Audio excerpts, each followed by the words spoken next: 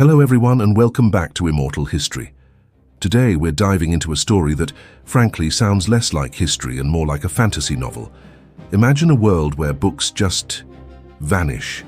Not just one or two, but the entire collected wisdom of 1,000 years. Science, history, poetry, all of it gone. For a while this wasn't some dystopian plot. It was a terrifying possibility. When the Roman Empire, a civilization that had connected a continent, finally crumbled, the light of all that knowledge was nearly snuffed out for good. Roads fell apart, grand libraries were burned or abandoned, and just being able to read became a rare skill. Europe was sliding into a dark age of fear and chaos. But in the most remote corners of the world, on stormy islands and in hidden valleys, a secret mission was underway. And the heroes of this story weren't soldiers or kings. They were quiet, religious men who had a simple, powerful belief. To save a book was to save a piece of civilization itself. This, my friends, is the story of the monks who, line by painstaking line, saved the ancient world. To truly grasp the magnitude of what was almost lost, we need to zoom out and appreciate the marvel that was Rome. The Roman Empire wasn't merely a colored shape on a map. It was the most sophisticated, interconnected machine the world had ever seen, a living organism of commerce, law, and ideas. Imagine its 50,000 miles of stone-paved roads as the empire's vast broadband network, a vascular system pumping life from the sun-scorched hills of Syria to the misty frontiers of Britain. Along these arteries traveled not just legions and tax collectors, but merchants hauling silk and spices, architects carrying blueprints for new cities, philosophers deep in debate over the nature of the soul, and letters connecting families separated by a continent. This intricate transportation web was the physical hardware that ran the powerful software of Roman culture, creating a shared world of unprecedented scale. And at the very heart of this system, holding it all together, was a profound and abiding respect for the written word. For the administrators, lawyers, engineers, and elites who made the empire tick, literacy wasn't a leisure activity. It was a fundamental necessity. Grand libraries like the magnificent Ulpian Library in Trajan's Forum or the famed Library of Celsus in Ephesus were more than just buildings. They were thundering statements of civic pride and intellectual firepower, their shelves groaning under the weight of hundreds of thousands of scrolls. Inside these halls, the accumulated knowledge of the known world was gathered, categorized, and made available. The works of Cicero, Virgil, Seneca, and Pliny weren't just dusty literature. They were the shared operating system of Roman civilization itself, containing the ethical codes, the histories, the legal precedents, and the scientific knowledge that shaped the Roman mind and, ultimately, the Western world. But this world, for all its apparent power and permanence, was horrifyingly fragile. The fall of Rome wasn't a single dramatic event like a building collapse. It was more like a terminal illness, a slow, agonizing death by 1,000 cuts playing out over generations. The vast engine of the empire, so heavily reliant on the spoils of conquest for new wealth and enslaved labor, began to sputter and seize. The economy cratered. Inflation skyrocketed as a desperate succession of emperors debased the currency, mixing cheaper metals into the silver to pay their armies. This wasn't just an economic theory. It shattered the social contract. A merchant's life savings could become a pile of junk metal in a few years, and soldiers, refusing to be paid in worthless tokens, began demanding payment in food and land. Crushing taxation, meant to prop up a failing state, squeezed the working class into destitution and drove farmers from their land. Politically, the empire descended into a chaotic revolving door of bloody coups and devastating civil wars, as general after general declared himself emperor. The strong central authority that had held the sprawling, diverse world together began to dissolve like salt in water. Then came the final blows, what Roman historians grimly called the barbarian invasions. This wasn't a simple, unified assault, but a complex and chaotic series of mass migrations. Pushed forward by the terrifying Huns arriving from the east and driven by climate change in their own lands, waves of Goths, Vandals, and Franks crashed against the empire's borders, sometimes as invaders, other times as desperate refugees hoping for a piece of the Roman dream. In 410, the Visigoths, led by King Alaric, did the unthinkable. They breached the walls and sacked the city of Rome. For 3 terrifying days, the city that had commanded the known world for a millennium was looted. Though Alaric, himself a Christian, ordered his men to spare the churches, the psychological shock was cataclysmic. The myth of an invulnerable, eternal city was shattered forever, an event that sent shockwaves from Britain to Jerusalem. Just a few decades later, in 455, the Vandals delivered an even more brutal violation. Led by their king Genseric, they didn't just loot, they systematically stripped the city of its treasures for 2 full weeks. This was a cold, calculated dismantling. They methodically pried the gilded bronze tiles from the roof of the sacred temple of Jupiter, an act of supreme desecration. The memory of this cold, calculated destruction was so profound that it gave our language the very word vandalism.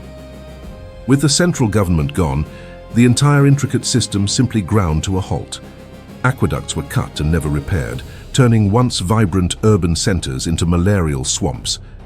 The great roads became overgrown and plagued by bandits, strangling the trade that was the empire's lifeblood.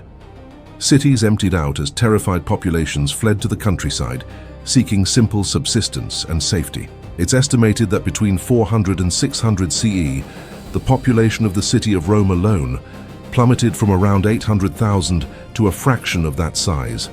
For knowledge, this was a full-blown apocalypse.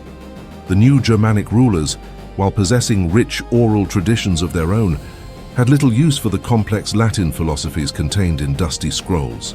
Formal schools closed their doors, the great libraries were abandoned, their precious parchments often scraped clean of classical poetry or history and reused for more practical things like account books or legal deeds, a process known as creating a palimpsest.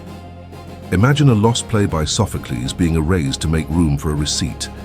Countless other scrolls were simply burned, either by accident in the chaos of war or deliberately, their immense value utterly unrecognized. Knowledge of Greek, once the hallmark of a true Roman education, all but vanished in the West. The continent-wide intellectual conversation that had flourished for centuries fell terrifyingly silent. The collective memory of Western civilization was facing total system failure. As the old world of emperors, legions, and libraries was dissolving into ruin and chaos, a new and unlikely power was quietly rising from the ashes: Christian monasticism.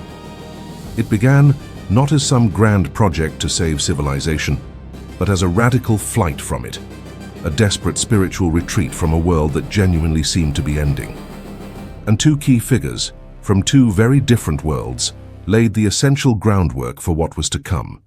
First was Cassiodorus, a high-ranking Roman official who had served the Ostrogothic king Theodoric the Great. A man of immense learning who had lived at the absolute pinnacle of power, he had a front-row seat to the unraveling of the classical world he loved throughout the 6th century.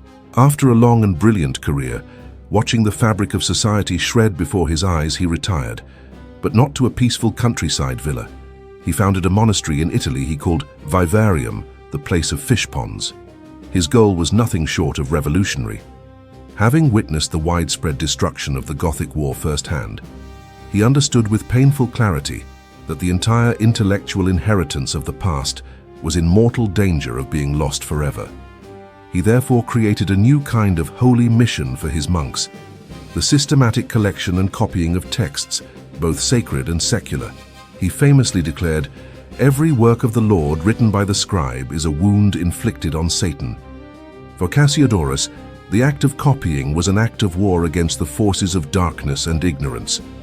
Crucially, he directed his monks to copy not just the Bible and the writings of the Church Fathers, but also the great pagan Roman authors, works on medicine, agriculture, and the liberal arts. He argued that these secular texts were essential tools for understanding Scripture. He was consciously and deliberately building an ark of knowledge, a library that would serve as a bridge from the classical past to the Christian future. Around the same time, another Italian, Benedict of Nursia, retreated to a remote cave to escape the moral and social collapse of the world. He eventually founded his great monastery at Monte Cassino, perched high on a mountaintop, a fortress against the chaos below. There he wrote a guide for his monks, a deceptively simple little book that would become one of the most influential texts in European history, The Rule of Saint Benedict. It was a masterpiece of spiritual engineering, a practical blueprint for structuring a monk's entire day into a perfect balanced rhythm of prayer, ora, and work, labora. The rule was designed to create stable, self-sufficient communities, islands of order and peace in an ocean of turmoil. A crucial part of this balanced life was a requirement for daily sacred reading, or lectio divina. This one simple directive had a massive, world-changing consequence. For monks to read, monasteries needed books, and with no printing presses, the only way to get books was to copy them by hand. Though perhaps unintended, Benedict's rule turned his monasteries into schools for the Lord's service, and their incredible resilience and disciplined structure made them the perfect fortresses to safeguard knowledge in a violent and unpredictable world. But the most explosive and unexpected force in this story comes from an island on the very edge of the known world, a place the Roman legions had never conquered: Ireland. Ireland's story is utterly unique. When Christianity arrived in the 5th century with St. Patrick, it didn't overwrite the local Celtic culture. It fused with it, creating a fiery new alloy, a vibrant, passionate form of the faith. Because Ireland had never been urbanized or centrally governed by Rome, its Christianity wasn't centered in cities and dioceses controlled by bishops. Instead, remote monastic settlements, often encircled by a simple earthen wall, became the primary centers of religion, commerce, law, and, most importantly, learning. While literacy was plummeting across the continent, Irish monks embraced learning with a fervor that was unmatched anywhere in the world, drawing inspiration from the ascetic desert fathers of Egypt. Monasteries like Clonmacnoise and Clonard became legendary monastic cities of scholarship. For these Irish monks, learning was a form of worship, a sacred duty, a way to know God. This profound devotion produced a breathtakingly beautiful style of manuscript art, seen in masterpieces like the Book of Kells, where the sacred text is woven into a dizzying, hypnotic tapestry of intricate Celtic knots and vibrant, mystical imagery, each page a prayer in itself. And this brings us to the heart of the mission: the scriptorium, the monastery's silent, often freezing cold writing room. Picture it: a monk perched for 6, 7, even 8 hours a day on a hard bench at a sloping desk.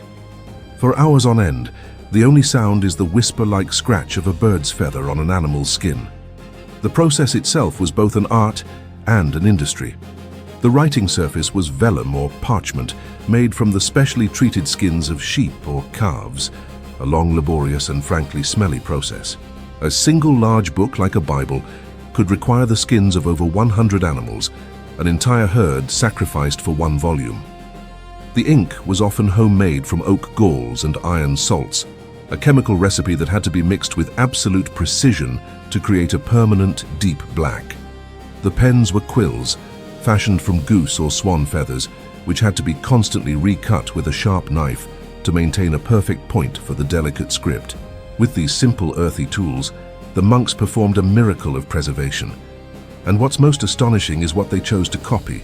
Alongside the Bible and the lives of the saints, they also painstakingly preserved the great literature of pagan antiquity.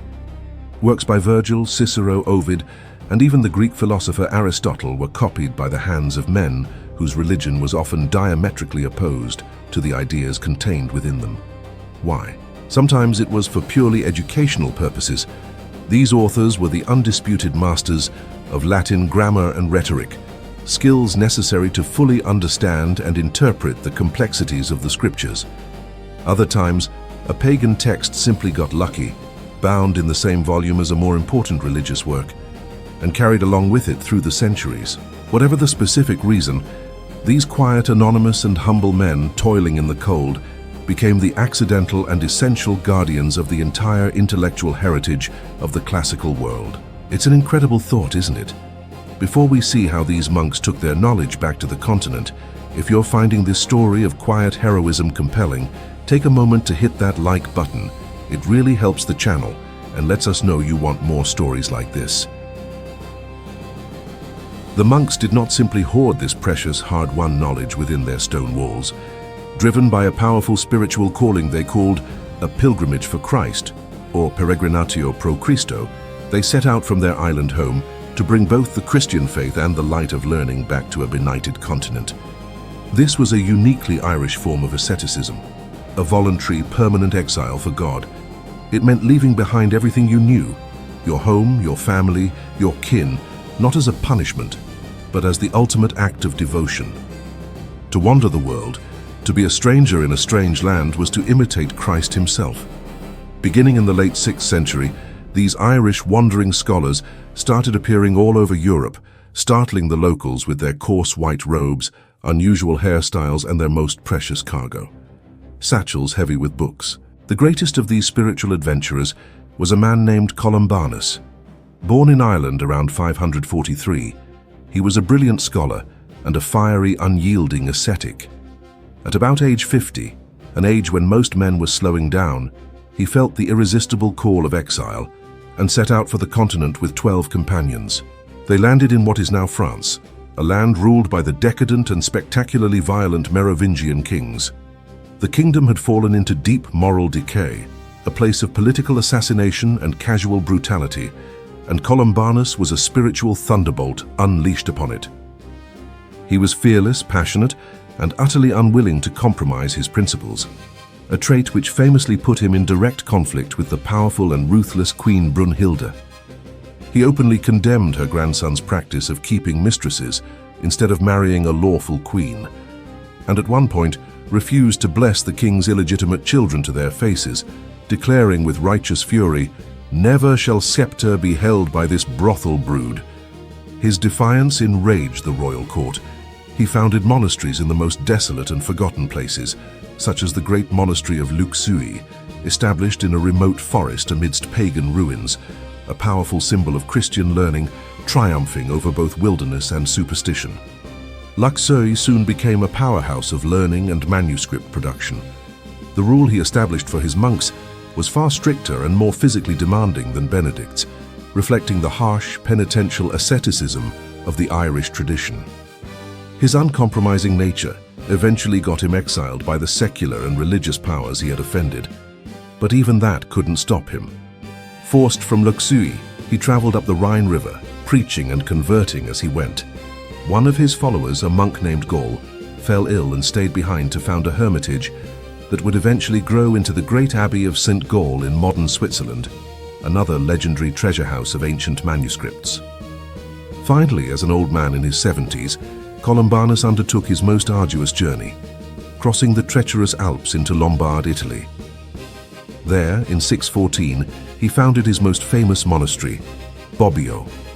He brought with him precious manuscripts from Ireland and Luxeuil, the seeds of a new great library. Under his guidance, Bobbio quickly amassed one of the greatest libraries in all of early medieval Europe, becoming a major center of learning.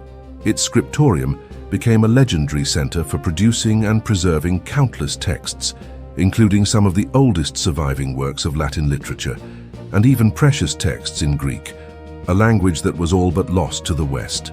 In all, Columbanus and his dedicated followers are credited with establishing over 100 monasteries across the European continent. These foundations, from Luxeuil in France to Saint Gall in Switzerland to Bobbio in Italy, became an interconnected network, a chain of intellectual and spiritual lighthouses piercing the darkness of the age. Through this sprawling network, the knowledge that Ireland had so fervently guarded was carefully replanted in European soil. The Irish monks brought back not only their beautifully copied books, but also advanced scholarship in subjects like Greek, and most importantly, their insatiable, passionate love for learning itself. They were, in essence, the cultural Johnny Appleseeds of the early Middle Ages, carrying the precious pollen of classical and Christian learning from their island sanctuary and cross-pollinating a continent that had become intellectually barren. The seeds of knowledge that the monks had so carefully planted took centuries to fully bloom. But when they did, they transformed Europe. And the first great harvest was the Carolingian Renaissance. In the late 8th century, a new leader emerged, Charles the Great, better known as Charlemagne. He was a brilliant military and political leader who forged a new Western empire. But he understood that military power wasn't enough to hold his vast and diverse empire together. He needed a shared culture, a unified church, and a revival of learning. But the clergy in his lands were often poorly educated, some so ignorant they could barely stumble through the Latin Mass. To fix this, he turned to the intellectual heirs of the monks. In 781, Charlemagne met an Anglo-Saxon scholar named Alcuin of York. Alcuin was a product of the cathedral school at York, a centre of learning that was a direct descendant of the Irish and Benedictine traditions brought to England. Charlemagne invited him to head the palace school at his capital Aachen, and this partnership would change history. Alcuin became Charlemagne's chief cultural advisor, a minister of education for the entire empire. Under his guidance, Charlemagne issued decrees ordering schools to be established in cathedrals and monasteries across his realm. Alcuin standardized the curriculum around the 7 liberal arts: the trivium, grammar, rhetoric, logic, and the quadrivium, arithmetic, geometry, astronomy, music. To make sure texts were clear and uniform, his scribes at the monastery of Tours developed and perfected a new script, the Carolingian minuscule. Before this, scripts were often difficult to read. This new script was clear, elegant, and had spaces between words and lowercase letters. It was so successful that it became the standard script of Europe for 400 years and is the direct ancestor of the typeface you're reading right now. But the story doesn't end there. The monastic and cathedral schools that Charlemagne and Alcuin fostered eventually gave rise to Europe's next great institution, the university. By the 12th century, schools in places like Paris and Oxford had grown so large, with so many masters and students, that they formed themselves into scholarly guilds, the first universities. They were born directly from the educational tradition the monks had kept alive. And it all comes full circle with the most famous flowering of all, the Italian Renaissance. In the 14th century, when scholars like Petrarch called for a rebirth of classical antiquity, where did they go to find the lost texts? You guessed it, the monastic libraries. In 1345, Petrarch made a momentous discovery in the Cathedral Library of Verona, a collection of personal letters by Cicero. These weren't the formal speeches everyone knew. These were Cicero's private thoughts, his fears and his humanity, speaking directly across 1,000 years. Petrarch was so excited, he copied the manuscripts with his own hand. The lost works he and other humanists rediscovered were the very same manuscripts that generations of anonymous monks had been faithfully copying for centuries. Without the monks, there would have been nothing for the Renaissance to rediscover. If you found this story of quiet heroism as fascinating as I did, consider subscribing for more journeys into the forgotten corners of history. And let me know in the comments, which piece of ancient knowledge would you most want to save? The story of the monks who saved civilization isn't a tale of epic battles. It's a story of quiet, patient, and heroic work. It's the story of hands cramping from holding a quill, of eyes straining by candlelight, and of a belief that the written word was worth saving. These men didn't set out to save Western civilization. That idea would have been totally alien to them. They were just trying to serve God and keep the lamp of learning lit in their own small corners of the world. In doing so, they became the librarians of a fallen world and the guardians of a fragile inheritance. The world we live in today, our laws, our science, our philosophy, was built on the bedrock of the knowledge they saved. Theirs was a victory not of the sword, but of the pen. And it's a story that proves that sometimes the quietest work can have the loudest impact on history.